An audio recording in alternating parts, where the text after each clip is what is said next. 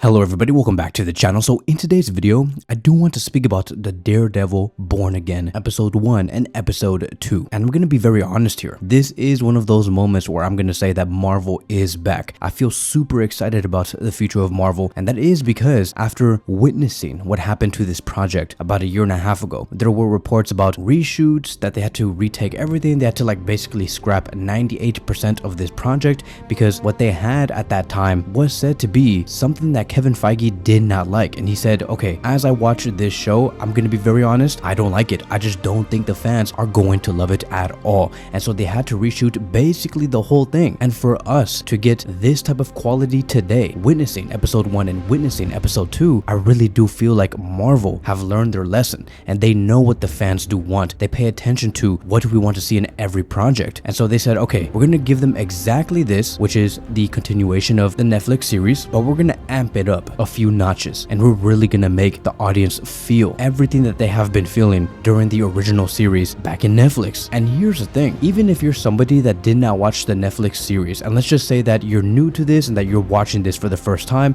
and you're just willing to start with whatever Disney have put out, I can also say that it would still be very, very heart-wrenching if you saw Daredevil's friend get killed by Bullseye in the first 5 minutes. Like, you did not need the backstory, you did not need to see the other seasons. If you saw this episode alone, starting from the Born Again era, you can still feel the pain. They really sold you on that because you can see in the first 5 minutes that Matt Murdock was really good friends with Foggy. They sold you that scene in the bar. And so the moment that Foggy got killed by Bullseye, you really felt Daredevil's pain. And that is what makes this episode 1 and episode 2 so great, is the fact that you don't really need to do the homework to truly feel what's going on here. I do like how the fights were made. It looked very real, very brutal, a lot of blood, and most importantly, the story that is being told, right? It is a court drama. And if you bring us those two things during a Daredevil project, you're gonna win. And us Marvel fans, we are winning. Everything else that is in this show is just like the sprinkles on top. Like, for example, the relationship with Kingpin and Daredevil. It's very, I would say, a lot of tension, a lot of heat. You can feel the friction. That's also amazing. So I am going to give everybody a brief introduction on what did happen on episode 1 and what did happen on episode 2. On episode 1 is called A Tragic Return, which is foreshadowing what we were going to witness in the first 10 to 12 minutes. So we saw Matt Murdock, Foggy Nelson, and Karen Page leaving their office and heading towards Josie's bar, showcasing their enduring friendship. Once again, really trying to establish that these people are really good friends. After work, you go to the bar, you hang out, and you just talk about things. So at Josie's, they celebrated the retirement of Cherry, a police officer they often do work with. But during that scene, the mood really did shift because we saw Foggy receive a call from a client. Fast forward a few scenes later, Benjamin Dex Poindexter, aka Bullseye, appears at Josie's and shoots Foggy while Daredevil was distracted. And so after that, we saw a very intense 4 to 5 minute fight scene between Daredevil and Bullseye. I love the fact that while Daredevil was fighting Bullseye in that building, he was also hearing what was going on outside of the building. It really made you feel immersed. A few minutes later, Foggy did not make it from the injuries because he was shot in the chest. There's a reason why he's called Bullseye. It's because he was going straight for the heart, and Foggy just could not live. And we saw Daredevil hearing Foggy's heart slowly beating slower and slower to the point where there was no beat whatsoever. And that was like a turning point for Matt and Daredevil. It was a moment of rage, and Matt just throws Dex off the building, which did not even kill him, by the way. And then he also throws out his mask, foreshadowing that he no longer wants to be Daredevil again, because every time he is this vigilante, the people that he loves the most do get hurt. And for Daredevil, Foggy's death was just the last straw. We really did see the rise of Kingpin becoming mayor. I like the fact that they were also showing that, the people were really into the whole voting thing. They were giving their opinions and what they liked about Kingpin, what they don't like about Kingpin. They wanted a change because they knew that there was so much going on in this city and they needed somebody to stop it, right? They said there's all of this killing, all of these robberies, all of these murders, and no one does anything. And like Kingpin did say, the vigilantes, they only make things worse. And that is why he was saying, if you choose me, I will make the city better again. And what's funny, right? I mean, it's not funny. I mean, it is funny. But what's crazy is that Kingpin actually wants to be a good guy. You can really see that he's trying to be just a better man and he's trying to change. But the thing is that Mrs. Kingpin is is like what Kingpin used to be over the past years. So it's almost like Kingpin cannot get away from his old life, and everything that has been going on during episode 2 just continues to show him that he is still the Kingpin that he used to be. They test him, and it's crazy because this also kind of reflects what has been going on with Daredevil, because Matt Murdock does not want to be Daredevil, right? He wants to stay away from his old life, just like Kingpin. But the thing is that there's a lot of events that do happen during episode 2 that forces him to become Daredevil again. So Kingpin and Daredevil are mirroring each other. It's like you cannot kill your old self. It is too big of a side that you can just simply ignore. And that is what also made the diner scene so good. Like, first of all, the tensions, right? All of these frictions, and they were exchanging dialogue, but they didn't make a deal. Matt Murdock said, if you come in with all your schemes and you try to do some things that I find out about, Daredevil will come. But then you do have Kingpin saying, if you become Daredevil, or if any other vigilante does come, like what he said in that big speech, like, you know, we're tired of men in skulls, or a boy dressed as a spider, or something like that, right? Foreshadowing Spider-Man. But Kingpin's whole idea is that, like, if you become Daredevil, okay, like if you do that, then I'm also going to cross the line. Like, I'm also going to try and take you down. But they came with a deal. You don't do anything bad with your schemes as mayor, I won't become Daredevil. And if Matt Murdock does not become Daredevil, Kingpin will stay out of his life. And that's it.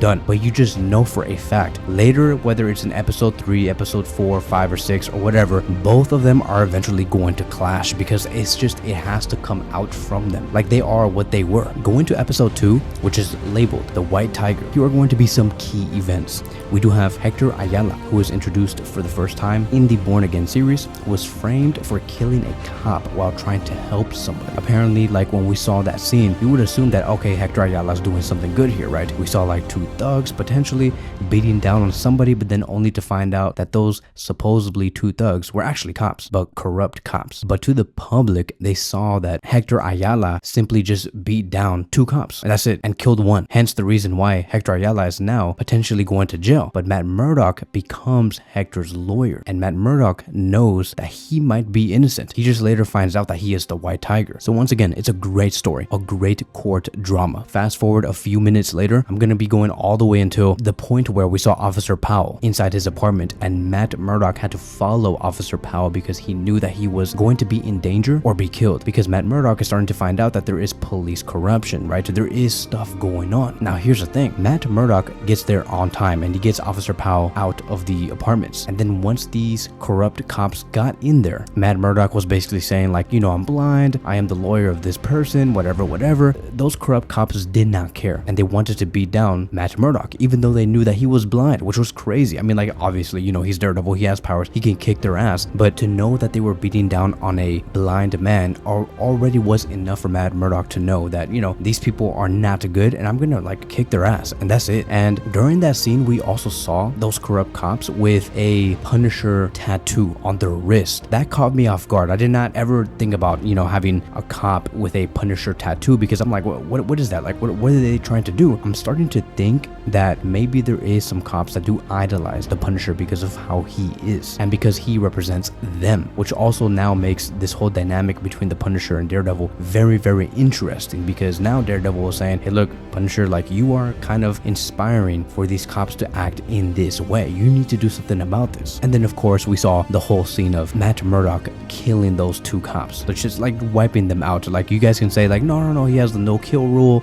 and they made it out alive. Bro, I heard somebody's neck snap, so I don't want to hear it. They're both dead. Like, he's done. And then he screamed at the end of that episode, cutting out to black, which is basically Matt Murdock just so tired of it. Like, Daredevil is going to come out. It just will. He's clearly struggling with suppressing his vigilante side. Same thing with Wilson Fisk as Kingpin, who claims to be reformed but shows signs of returning to his criminal ways. Like, for example, in The Office, when one of the men wanted to leave and resign, Kingpin was like, no, like, okay, fine, but look at this picture. I have this picture of you. It's you, your wife, and your kid. We know who they are, when we know where they're at, and if you try to leave us and leave your job, just know that these people that you love, they're gonna be gone, and that's just gonna be it. If you stay, we won't do anything. That is basically what Kingpin did in that scene. It was insane. And I also want to quickly talk about Heather Glenn, which is a very interesting character to me. Matt's new girlfriend, set up by Matt's new law partner, which is Kirsten. So we saw them getting along. Clearly they do like each other, they were kissing, whatever. But this new girlfriend that Matt has, like, she knows that Matt does need some therapy or whatever because of what he has been going through, because his friend got killed and because he's going through all these things and all this lawyer work and whatever, but only to find out, bro, only to find out that she is also going to be the therapist of Kingpin. And I have no idea, this is what's interesting, I have no idea whether Kingpin knows that she is the new girlfriend of Matt Murdock,